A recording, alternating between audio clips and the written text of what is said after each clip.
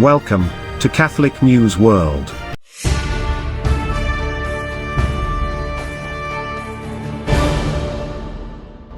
Welcome to Catholic News World. Please subscribe to our channel.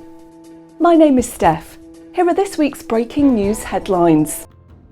Freedom Convoy 2022 is an ongoing protest conducted by truck drivers and supporters in Canada against the COVID-19 vaccine requirements introduced by the government.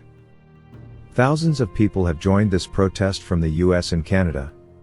It has now gone beyond just the truckers but has become a general protest against the government vaccine mandates. The police have not arrested anyone but are trying to assure security in the area. The trucks are parked on the main street in front of the Parliament buildings and are not moving. There were prayer rallies held.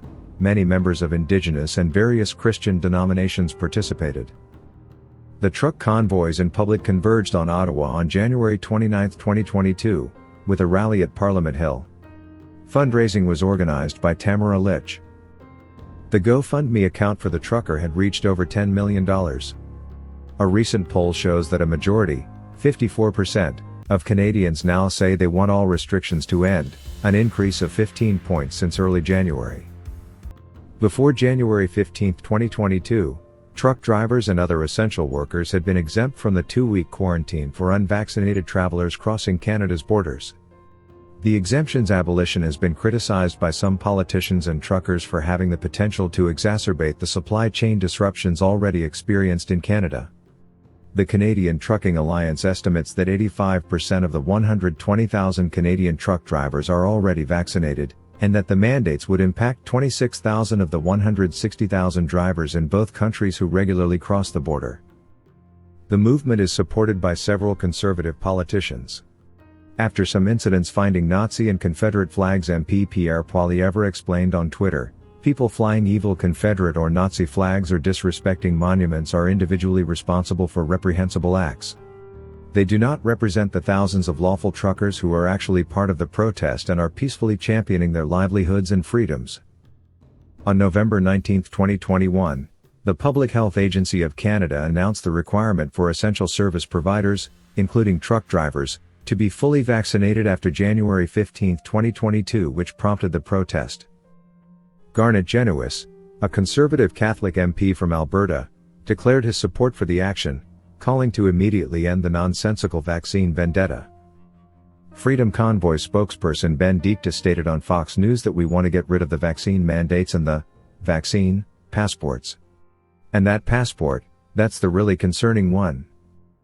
On January 29, the first day of protest at Parliament Hill, Prime Minister Justin Trudeau was moved to an undisclosed location due to security concerns. On January 30, Ottawa police launched a criminal investigation into the desecration of the National War Memorial and statue of Terry Fox. They would also be investigating threatening/illegal/intimidating behavior toward police officers, workers and other private citizens. This has caused organizer Tamara Litch to address convoy members and denounce political violence, saying that protesters should hold a peaceful protest instead. Candice Bergen, the leader of the opposition, released a written statement supporting the truckers' peaceful demonstrations against the mandates.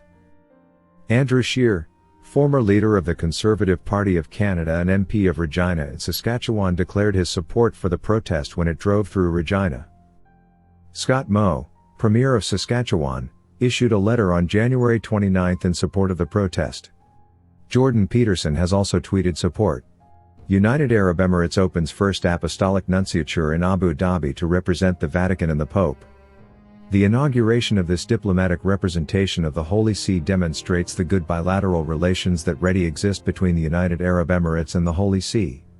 His Grace Archbishop Edgar Peña Parra officially opened the new apostolic nunciature to the UAE today at Abu Dhabi in the presence of Her Excellency Noura bint Mohammed Al Kabi, the Minister of Culture and Youth for the United Arab Emirates, Omar Gobash, Assistant Minister for Culture and Public Diplomacy, His Excellency Bishop Paul Hinder, Apostolic Vicar of Southern Arabia, and other ambassadors and officials of the UAE government.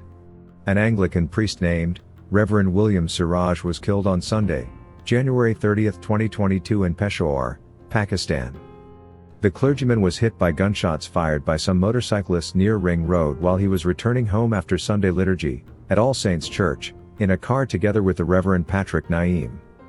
Reverend Naeem was also injured in the ambush.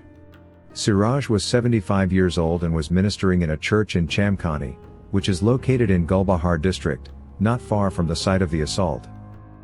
Bishop Humphrey Sarfaraz Peters, of the Diocese of Peshawar and moderator of the Anglican Church of Pakistan, expressed his sorrow at the death of the cleric, saying he prayed that his martyrdom would bring blessings to the local Christian community.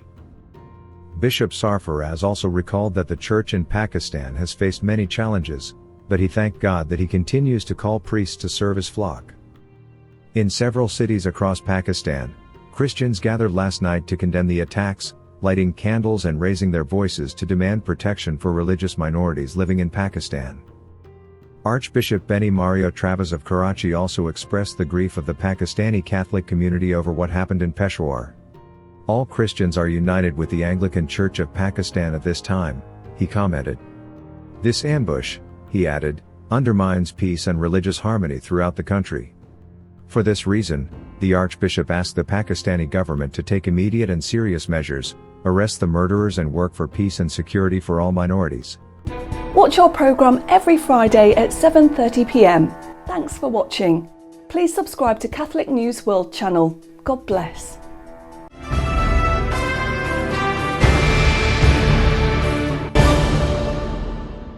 Please subscribe to Catholic News World's YouTube channel.